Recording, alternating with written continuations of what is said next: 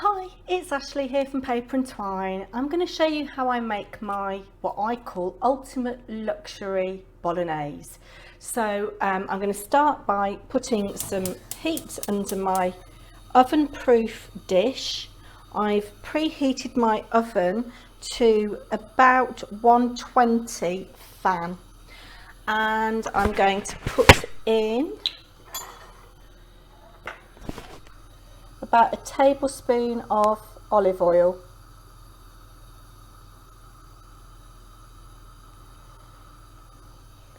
Maybe slightly more, but that's not too bad. And we're just going to wait for that to heat. Because my dish is cast iron, it will take a little bit of time to heat up. I've got it not on my most fierce ring, I've got it on my second ring, and I've got it quite up high just to get some heat. And I'm going to be using 500 grams of this Aberdeen Angus steak mince. I bought this from Tesco's when I last went. As I'm cooking this, it is the 26th of March. This has been in the freezer and was defrosted in the fridge last night.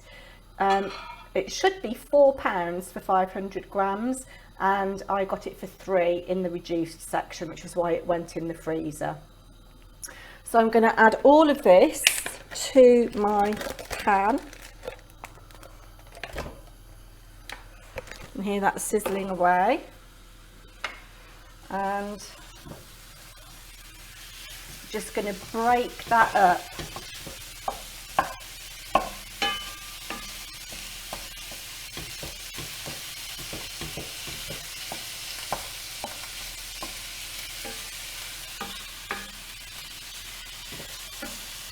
And I'm going to turn my heat down a little bit because that is a little bit ferocious now. They do maintain the heat to these cast iron pans. Now, according to the packet, this mince is 15% fat and is quite high in calories. It's 260 calories or thereabouts per 100 grams. I will tell you when the dish is complete what a portion of this would be in terms of calories. I've made a list of everything, all the ingredients, and written down their calories. You could use 5% fat mince, and I would normally do that, but this is for a special occasion, well, a bit of a luxury meal in lockdown. This isn't your midweek bolognese. If you are a vegetarian, you could obviously use corn mince or some other meat substitute. So I just want to brown my meat.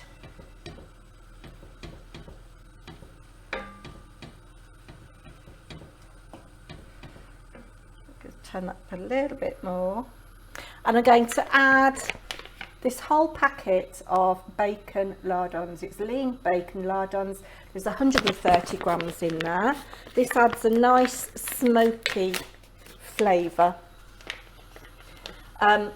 I would use pancetta, but it is a little bit higher in fat. And I'm just going to give that a little bit more heat and get some colour on this meat.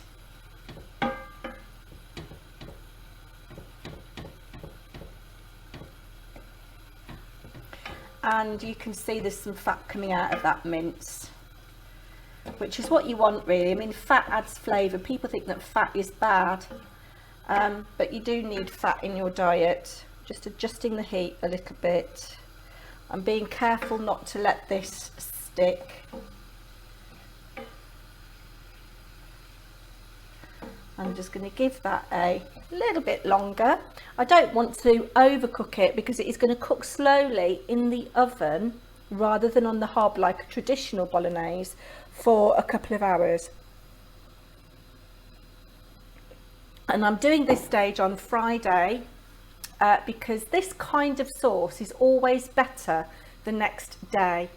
So I'm going to get everything done and all prepped then it'll go in the fridge when it's cooled down, and all I need to do is heat it up for dinner tomorrow, and it'll be nice and flavoursome, hopefully. Now, one thing I could have done and maybe should have done is chop up these bits of bacon so that they were a little bit smaller, but I'm not too worried about that. If you can hear a little hum, that'll be the fan on my oven.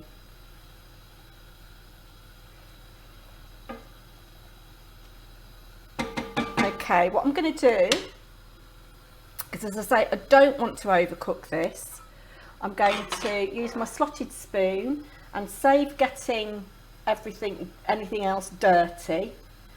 I'm going to use my slotted spoon and just put this on my lid here, which is out of shot. I'm going to be using the lid of this casserole dish, so I'm just save getting another dish or plate out and getting it dirty. I'm just using a slotted spoon because I want to leave the fat in the pan. You can see there's quite a lot of water there actually. It might be because my mince was frozen.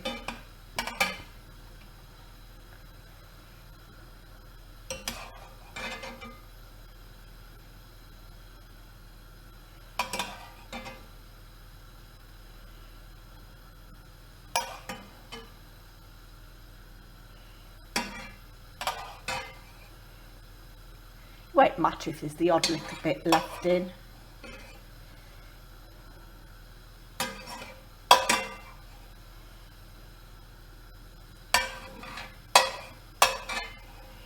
And I think that'll do.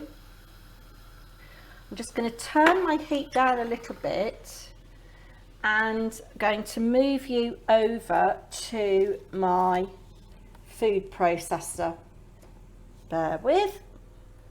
Taking you on a walk, and in my food processor I've got 3 fat cloves of garlic, about 300 grams of carrots, 2 sticks of celery and 3 onions, and I've just roughly chopped them, and I'm just going to blitz this now.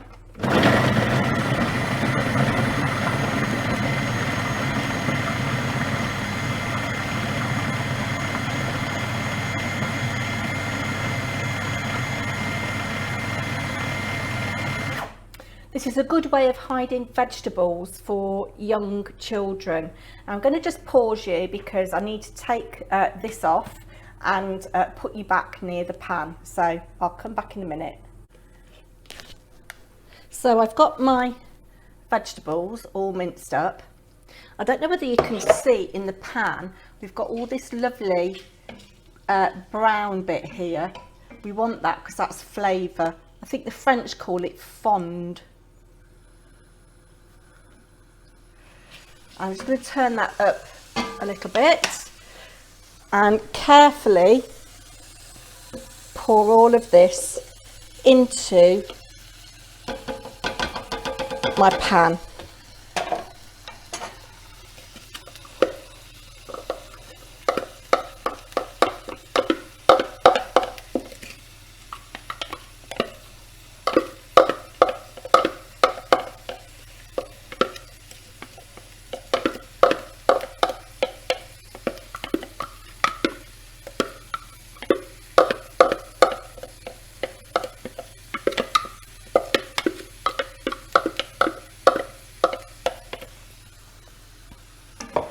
Got a little bit of mixture left in there, but that's fine. I'm going to be using my food processor again to chop up some more vegetables in a minute.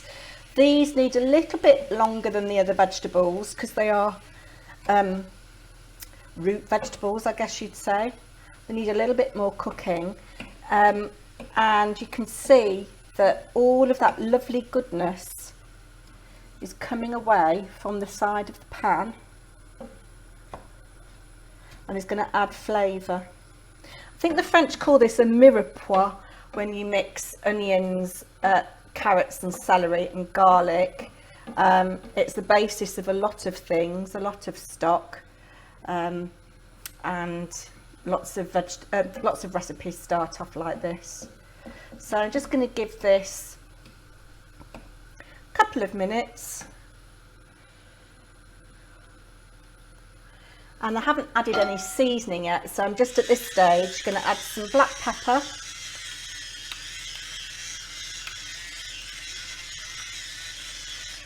and a little bit of salt.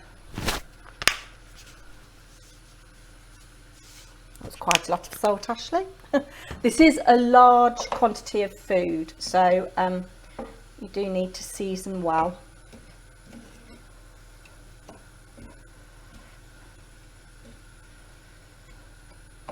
Okay, and what I'm going to do now is just very carefully get all the little bits off my blade. Mind you don't use cut yourself. Pop that back in there. I'm going to add a little bit of mixed herbs at this stage. Oh, it's quite a lot of mixed herbs. And I'm going to add back my meat.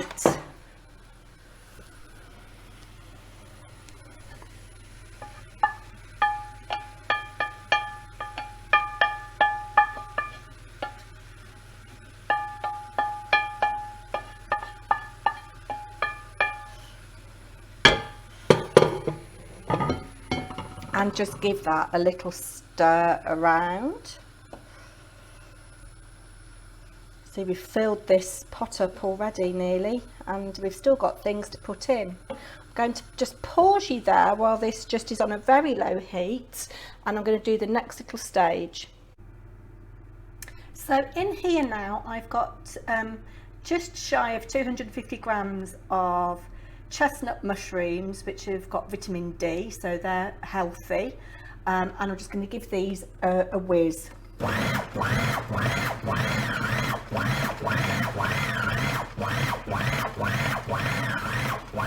And that's about as much as I want them pulsed up, so I'm going to add those to my mixture now. So you can see I've got my huge mound of blitzed up mushrooms. You could blitz them more than this. I mean, particularly if you're doing this for toddlers who are a bit fussy, or for children who are fussy. I've got a big chunk of mushroom there. I'm just going to break up with this spoon. Actually, do you know what? I'm going to just bung it in with the next thing that's going to get blitzed.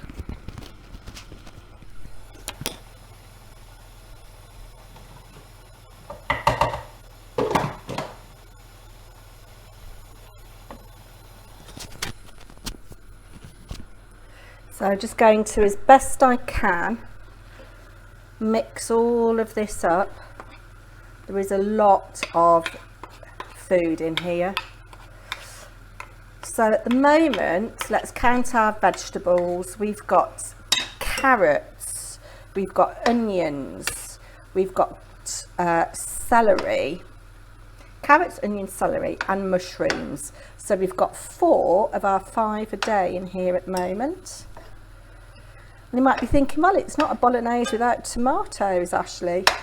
Now, the Italians don't actually, I think, put a lot of tomato in their bolognese, but I have got a can, a 400 gram can of chopped tomatoes that are going in. And I would normally add sun-dried tomatoes, but I couldn't get any. So I'm going to add this sun-dried tomato pasta sauce. But really, for the full experience of what I'm trying to create, you do want sun-dried tomatoes that I would blitz up in the food processor. And the better quality sun-dried tomatoes you can get, the better the flavour, really.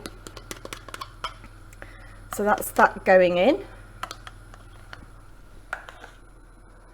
And I'm going to sprinkle in 2 beef stock cubes. Again, if you're a vegetarian and you're doing this with corn, you could use vegetable stock cubes or bouillon.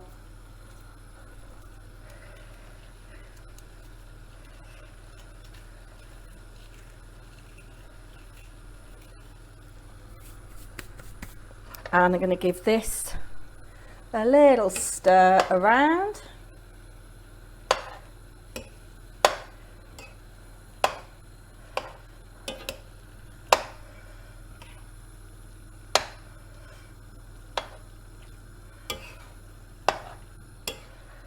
It's quite difficult because I've got a lot of stuff in here.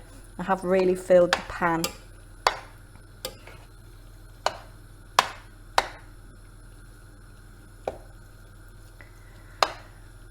And then the last thing that I'm going to add is a red pepper and a yellow pepper.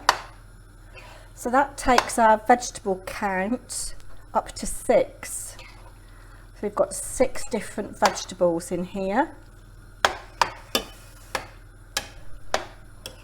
I'm just going to go and blitz my peppers. You don't need to see me doing that.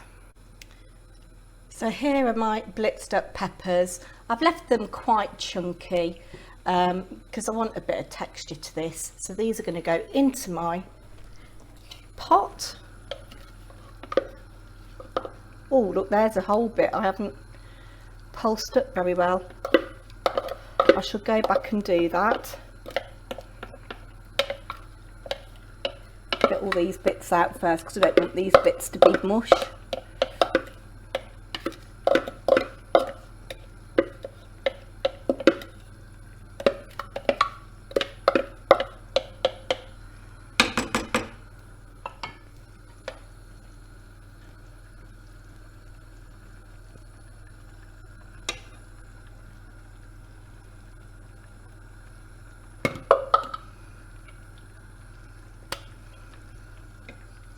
Just go and blitz these. Okay, so I've blitzed up that last bit of pepper. One thing I've done in the past that's quite nice is blitzing up one of those jars of roast peppers that you can get in brine. Obviously drain them, but the roast flavour is quite nice. If you've got lots of time, you could roast your own peppers just to add another bit of flavour. This food processor, actually, I think it's a Kenwood Chef. Yeah, it's a Kenwood Chef. My auntie Audrey and husband and cousins bought me this as a wedding present, and it's still going strong almost 26 years later. Good old Kenwood Chef, eh? Now, doesn't look very interesting at the moment, and you might say, well, Ashley, you told us that you were going to make a luxury bolognese. I can't see anything luxury about it.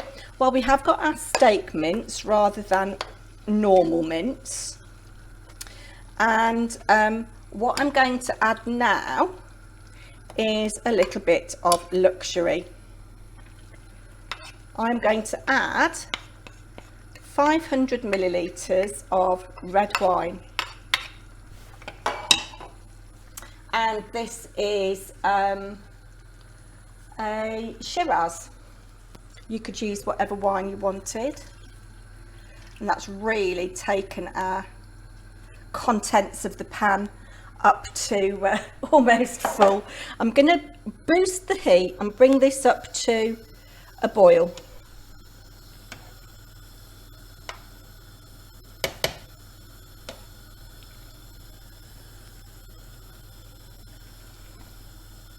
Going to make a real mess of my hob doing this.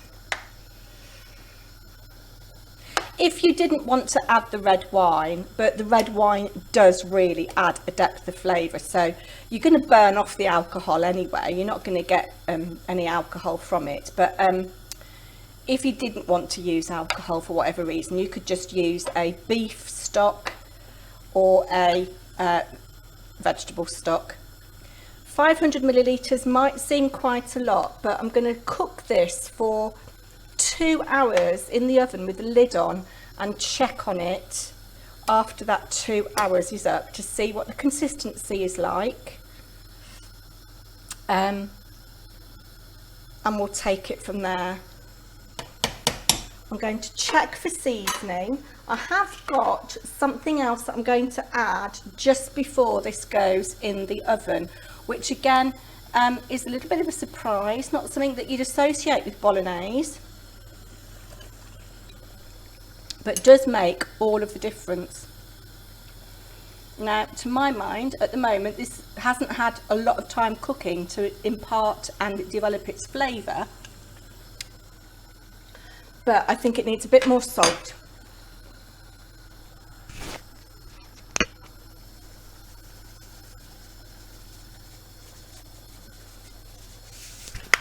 Because there is a lot of food there. We'll just let it simmer for another minute or so.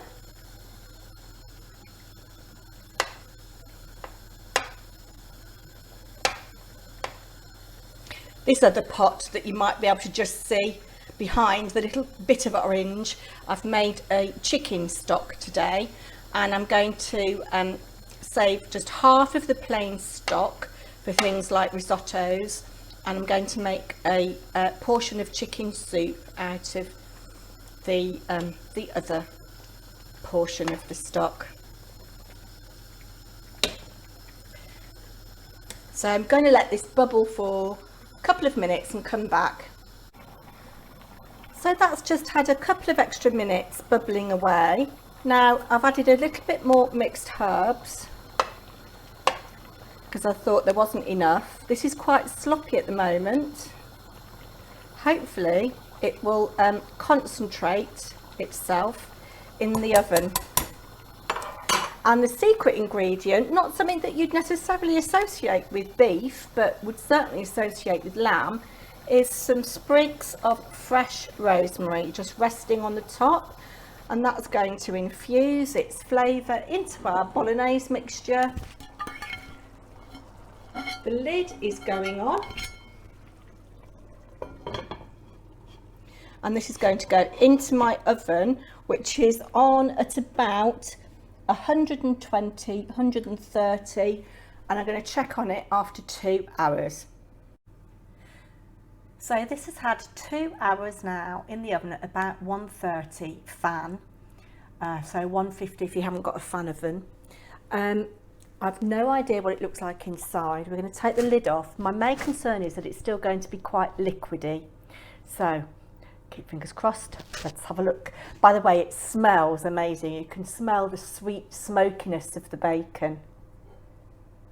Oh, you see all that goodness on the lid?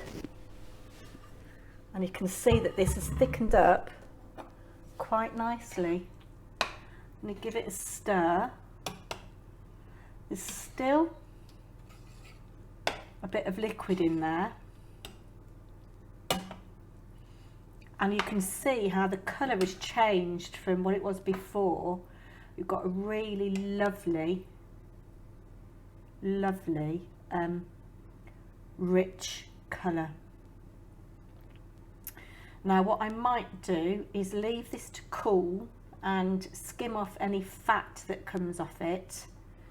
And then when it's cool, I shall put it in the fridge, and we'll come back and we'll heat it up tomorrow, and I'll check the seasoning when it's warm tomorrow.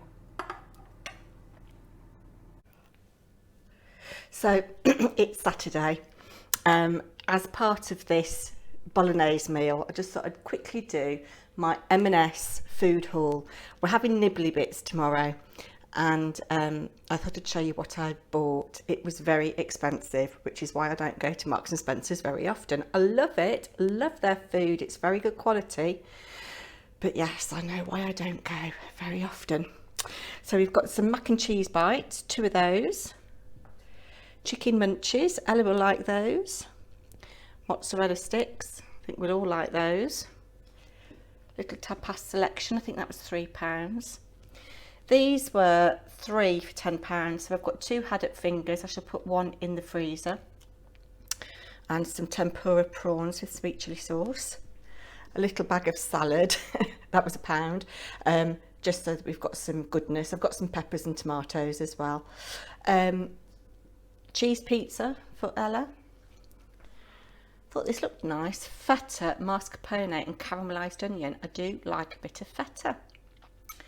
And then Mr. Paper&Twine, the other night, we were in bed and he showed me this on his phone. Our kids love anything to do with Percy Pig, as do I actually. For those of you that aren't in the UK, Marks and Spencer's have got two characters in their confectionery and cake section. There's Percy Pig and all of his friends, and there's Colin the Caterpillar. And it's tradition in our house that the children have to have a Colin the Caterpillar cake when it's their birthday. But these should have been £15 for a kilogram. I don't know whether you can see the little Percy Pig face on the jar there. And when Mr. Paper&Twine showed me this, I thought it was going to be a plastic jar, but it is a stonkingly heavy glass jar. And they've shown on their website how people have altered these jars after the sweets have gone. There's a kilogram of sweets, so they were £7.50 for a kilogram, which is actually really good value, I think. And I couldn't buy one for Ella and not buy one for Harry and Molly as well. I don't know when we're going to get to see them, but I'll keep them for them. A couple of picture frames. These were only £3. I've got some little pictures I want to do for my shop. My mother-in-law said that she'd like to buy my dad a birthday present, so we've bought a bottle of gin. That was £20 instead of 25. I couldn't go to Marks and Spencer's and not pick up a couple of these. Their ready-made cocktails are lovely, and I shall have one of these when I'm sorting out dinner tonight. They're £2 a can. And these are my favourite. They are absolutely delicious. We're popping over to my dad's tomorrow for his birthday, just to drop a couple of things off. We've got 12 mini macarons. I thought my mum would like those. And I've bought my dad this birthday cake. Cookies and cream, dribble cake. Looks very nice. And that was £15. So in total I spent £103, very easily done in Marks and Spencer's. I shall pop on with the rest of the Bolognese later. So I took this out of the fridge about an hour ago to come up to room temperature because it's very, very cold. And you can see that there's a little bit of liquid has come out. I did, when this had cooled down yesterday before I put it in the fridge, skim off quite a lot of the liquid. I think it's come out of the vegetables, because there's a lot of vegetables, but you can see it's a very thick mixture. So I'm not going to take any more liquid out because I don't want this to dry out too much in the oven. Obviously I'm going to heat it up in the oven again. So I'm just going to check the seasoning, see what it's like.